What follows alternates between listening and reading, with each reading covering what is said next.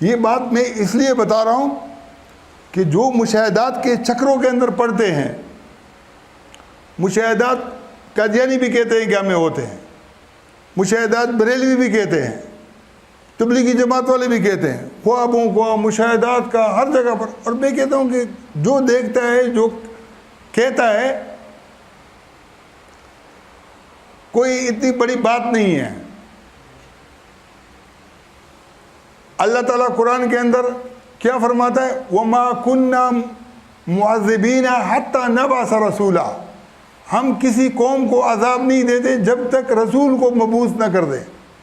اب رسول کی جو شخصیت ہوتی ہے نا، وہ اس قابل ہوتی ہے کہ کوئی اس کو نہ مانے تو اس پر عذاب آ جائے. باقی نہ ابو بکر کی وجہ سے، نہ عمر کی وجہ سے، نہ عثمان کی وجہ سے، نہ علی کی وجہ سے.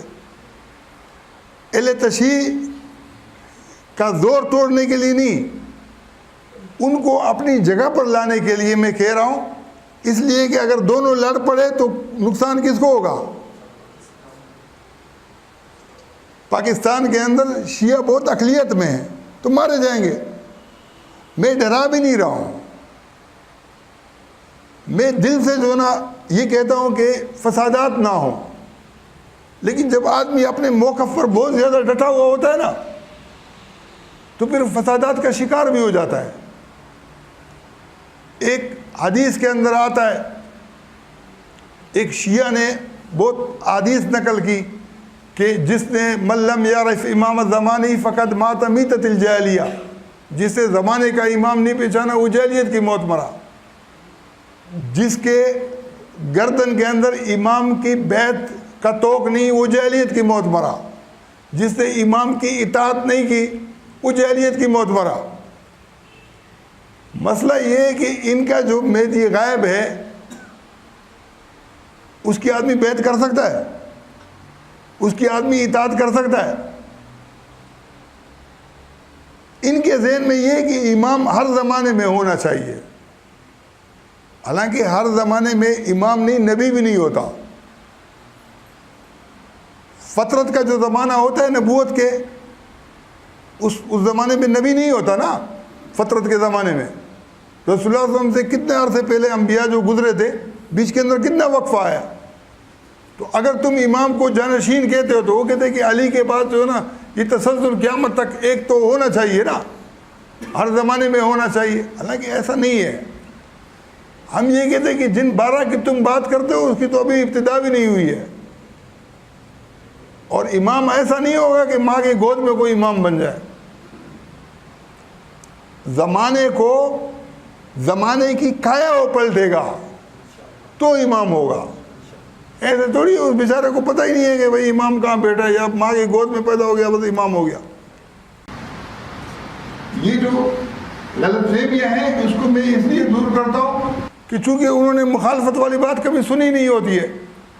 بہت سارے جو ہے نا وہ سنی کہتے ہیں کہ ان کی وجہ سے شیعہ بن گئے. تو میں ایک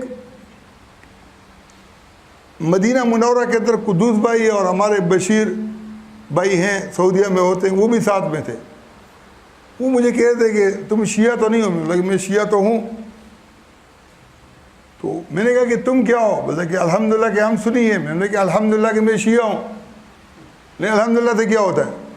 لیکن شیعہ سنی میں کیا فرق ہے؟ بولے کہ شیعہ قرآن کو نہیں مانتے لیکن تم مانتے ہو. بولے کہ الحمدللہ ہم کیوں نہیں مانتے. میں نے کہا ابن ماجہ اٹھاؤ، کتب خانہ تھا وہ، دو تھے، دونوں عالم لگتے تھے.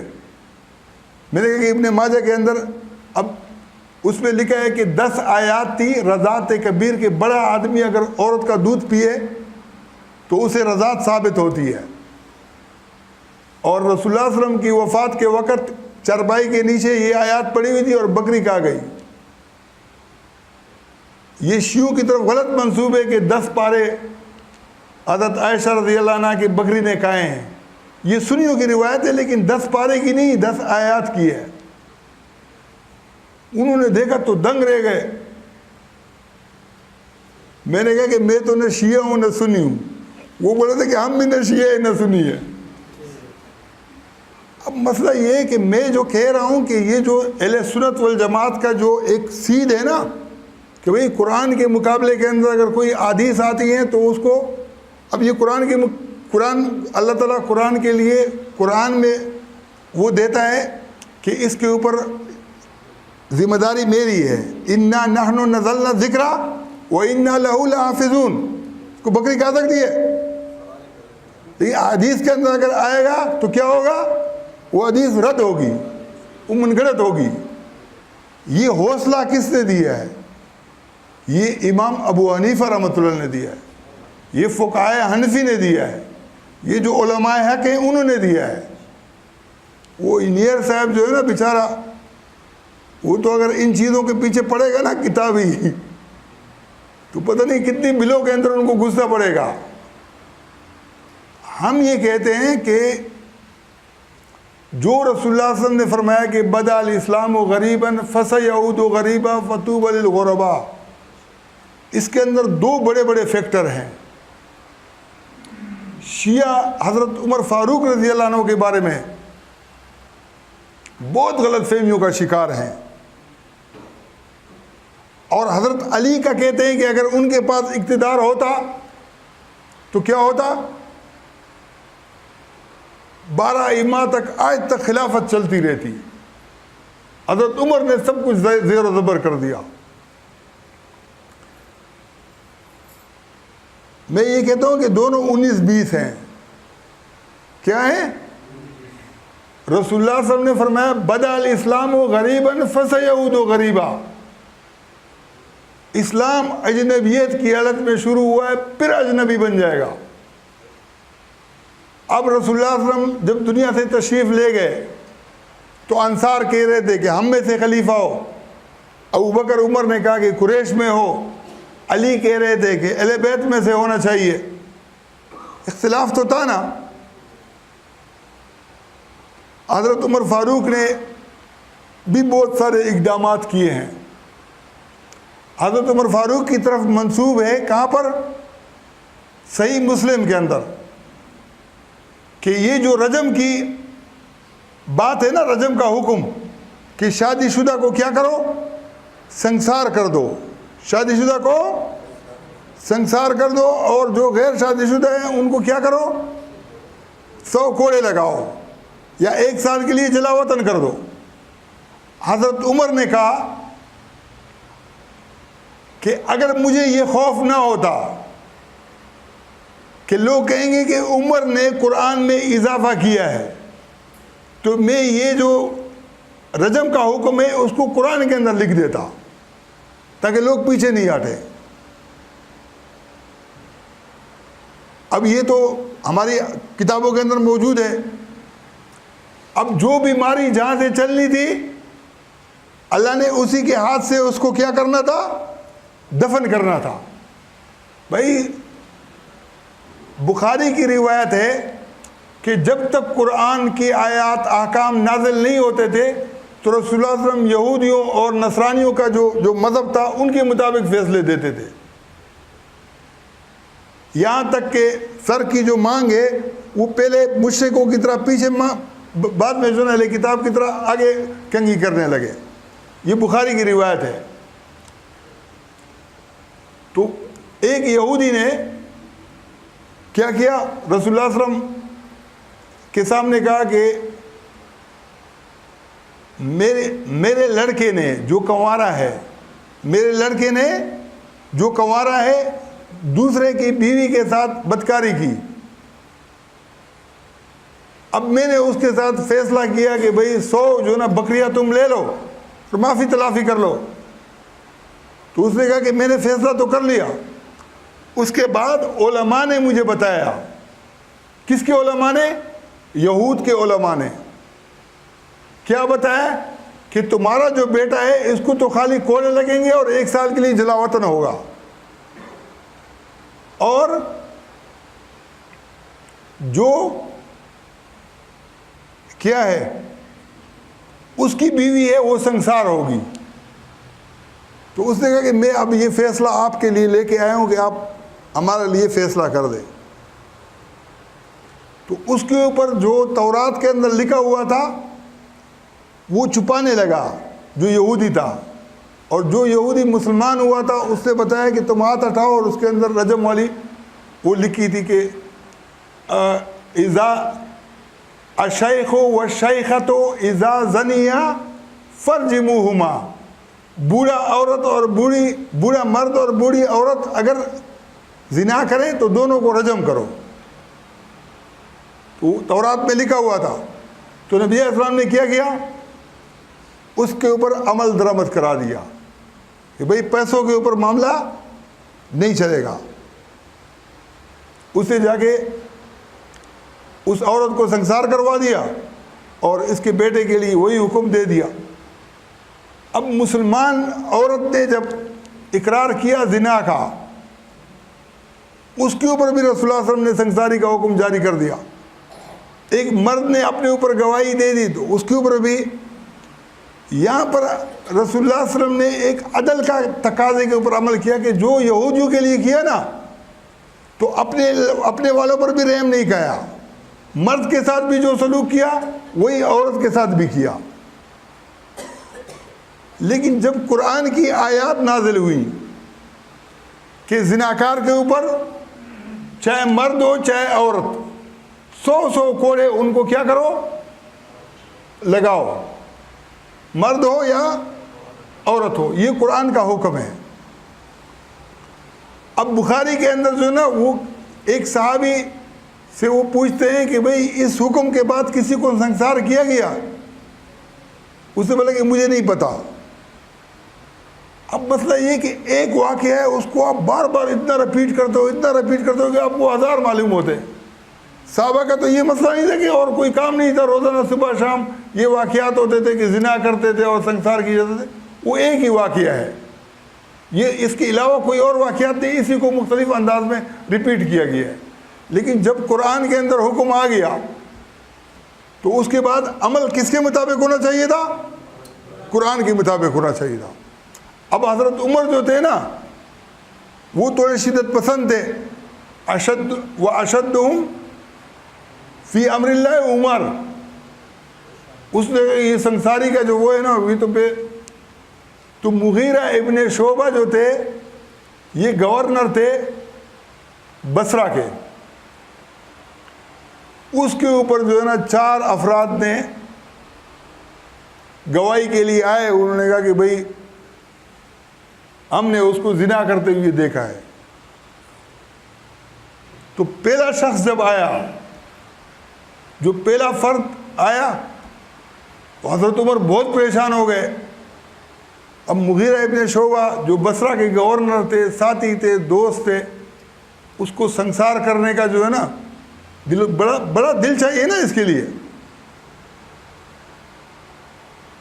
دوسرا آیا، اس نے بھی وہی گواہی دی. حضرت عمر انتہائی پریشان ہو گئے. تیسرا آیا،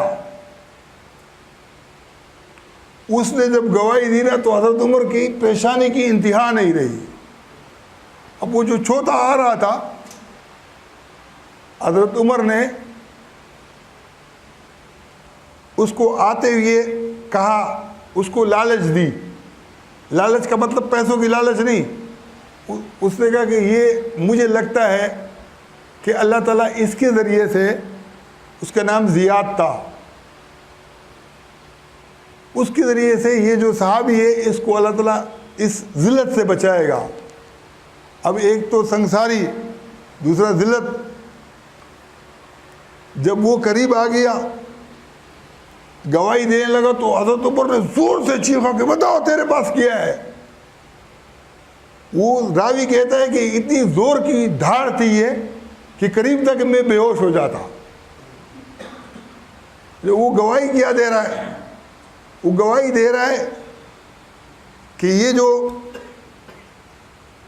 مغیرہ ابن شعبہ تھا اس نے عورت کی ٹانگیں اپنے کاندھے پر ایسی رکھی تھی جیسے گدھے کے کان، اور اس کے ساتھ لگا ہوا تھا اور سرین اس کا نظر آ رہا تھا. میں نے اور کچھ نہیں دیکھا. حضرت عمر نے کہا کہ گواہی پوری نہیں ہوئی. ان تینوں کو جنہوں نے گواہی دی تھی بولتا کہ یہ ان کے اوپر جھوٹ کی جو ہے نا وہ کوڑے برساؤ. ان کو 80 کوڑے مارے. یہ زیاد بھی صحابی نہیں تھا، اور جو دوسرے دو تھے وہ بھی صحابی نہیں تھے. ایک صحابی تھا حضرت ابو بکر، ابو بکر نہیں، ابو بکر رضی اللہ عنہ. ان تینوں کو 80 کوڑے مارے. اب 80 کوڑے مارنے کے بعد حضرت عمر نے ان کو بلایا. لیکن دیکھو مسئلہ یہ ہے کہ اگر تم جو ہے نا یہ کہو گے نا کہ ہم نے جھوٹ بولا تھا، تو پھر آئندہ آپ کوئی گواہی دو گے نا تو تمہاری گواہی قبول کی جائے گی. اب جو دو صحابی جو صحابی نہیں تھے، دوسرے جو دو گواہ تھے، چاروں کے نام بخاری میں لکھے ہوئے ہیں. صحیح بخاری میں چاروں کے نام لکھے، مجھے نام یاد نہیں ہے. ان دو نے کہا کہ ہم نے جھوٹ بولا تھا، اور وہ جو ابو بکر تھا نا صحابی، اس نے کہا کہ میں نے سچ بولا تھا، آئندہ گواہی قبول نہیں کرنی اور نہیں کرے. اب آپ بتاؤ، یہ واقعہ اگر اسی جگہ پر دفن ہو جاتا تو مسئلہ نہیں تھا. اس کے اوپر ہماری فقہ مرتب ہوئی ہے، ہمارا قانون مرتب ہوا ہے. حضرت عمر کے بارے میں امام ابو حنیفہ کا مسلک یہ کہ حضرت عمر کی یہ پیشکش غلط تھی کہ آئندہ آپ کی گواہی قبول کریں گے، کیونکہ قرآن کے اندر آتا ہے کہ جو جھوٹے ہیں نا، جو جھوٹ کی گواہی دے گا اس کی ابداً کبھی گواہی قبول نہیں ہوگی. اور امام شافعی، امام مالک، امام احمد بن حنبل کہتے ہیں کہ نہیں، حضرت عمر نے جب گواہی قبول کی ہے تو اس کا مطلب ہے کہ انہوں نے توبہ کر لی، تو جو توبہ کرے گا اس کی گواہی قبول ہو جائے گی. اب یہ واقعہ اور اس کے اوپر یہ قانون سازی، یہ کتنی شرمناک ہے کہ نہیں ہے؟ یہ پارلیمنٹ کے اندر کوئی بیان کر سکتا ہے؟ یہ فقہ کی کتابوں میں یہی لکھا ہوا ہے. میں کہتا ہوں کہ اس کے اندر یہ حکمت تھی کہ قرآن کے مقابلے میں جو تورات کی جو بات تھی، جو تورات کی جو آیت تھی، اللہ نے حضرت عمر کے ذریعے سے اس کا خاتمہ کر دینا تھا. اور یہ اللہ کا شکر ہے کہ حضرت عمر کی طرح علی کو خدا نے ایسی خلافت نہیں دی، کیونکہ علی نے کہا تھا کہ اگر میرے پاس خلافت کا اتنا بڑا سیٹ اپ آ جائے گا تو میں کیا کروں گا، مسلمانوں کو قرآن کے مطابق جو ہے نا سزائیں دوں گا، اور یہودیوں کے اوپر کیا کروں گا، تورات کے مطابق جو بھی دنیا کے اندر جس کتاب سے وابستہ ہے میں اس کے مطابق دوں گا. حالانکہ قرآن کیا کہتا ہے؟ قرآن نبی علیہ السلام کو کہتا ہے کہ اے رسول، تم نے کیا کرنا ہے، اگر یہ یہود اور نصارہ فیصلے کے لیے آئے تو تم نے فیصلہ نہیں دینا ہے، اور یہ تمہارا کچھ بھی نقصان نہیں کر سکیں گے. جو میں نے تیرے اوپر نازل کیا ہے یہ ٹھیک ہے، انہوں نے اس پہ تعریف کی ہے. اور پھر اللہ نے کیا کہا ہے کہ اے رسول، اگر یہ تم سے اپنی کتاب کے مطابق فیصلہ کروانا چاہے تو آپ نہیں کرو. یہ کیا ہے؟ تو دین جب اجنبی بن گیا تو قرآن کی طرف توجہ نہیں رہی. جب قرآن کی طرف توجہ نہیں رہی تو آج تک مسلمان زوال در زوال کا اور اجنبیت کا شکار ہوتے گئے ہیں. تو اب مسئلہ یہ ہے کہ مولانا مناظر احسن گیلانی علماء دیوبند کے اندر بہت بڑا نام ہے، انہوں نے لکھا ہے کہ یہ جو سنساری کی بات ہے، الشیخ و شیخۃ اذا زنیا فرجموہما، بوڑھا آدمی اور بوڑھی عورت اگر کیا کریں، زنا کریں تو ان کو سنسار کرو. اس نے کہا کہ یہ آیت اللہ کا حکم نہیں ہو سکتا، کیونکہ یہاں تو شادی شدہ کا تو ذکر ہی نہیں ہے. اگر کنوارے بھی جو نا بوڑھے ہوں گے تو وہ سزا کے مستحق ہوں گے، کیونکہ ضروری نہیں ہے کہ کوئی بوڑھا اور مرد اور بوڑھی عورت ہو. جیسے مولانا علامہ غلام رسول سعیدی صاحب بوڑھے تھے لیکن انہوں نے شادی نہیں کی تھی. بعض لوگ نہیں کرتے ہیں نا، تو جو شادی شدہ نہیں بھی ہوگا تو کیا ہوگا، وہ سنسار کیا جائے گا.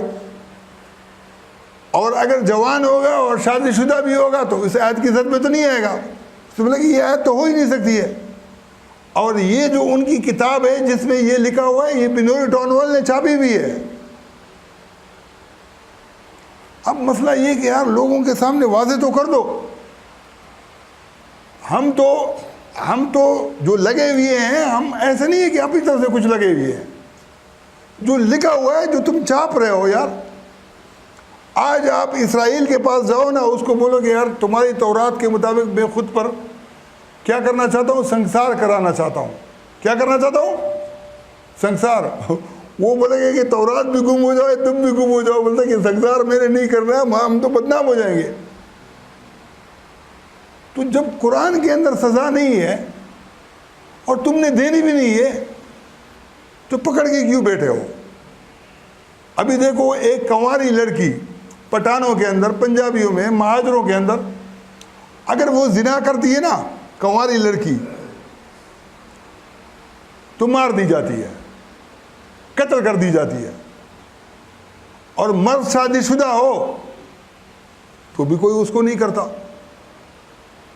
ان کے منہ پر جو ہے نا، یہ جو رسول اللہ صلی اللہ علیہ وسلم کا عمل ہے، یہ تماچا ہے کہ رسول اللہ صلی اللہ علیہ وسلم نے جب قرآن نازل نہیں ہوا تھا پھر بھی اس کے اوپر عمل درآمد یکساں کروایا. مسلمان اور غیر مسلم میں فرق نہیں کیا، مرد اور عورت میں بھی فرق نہیں کیا.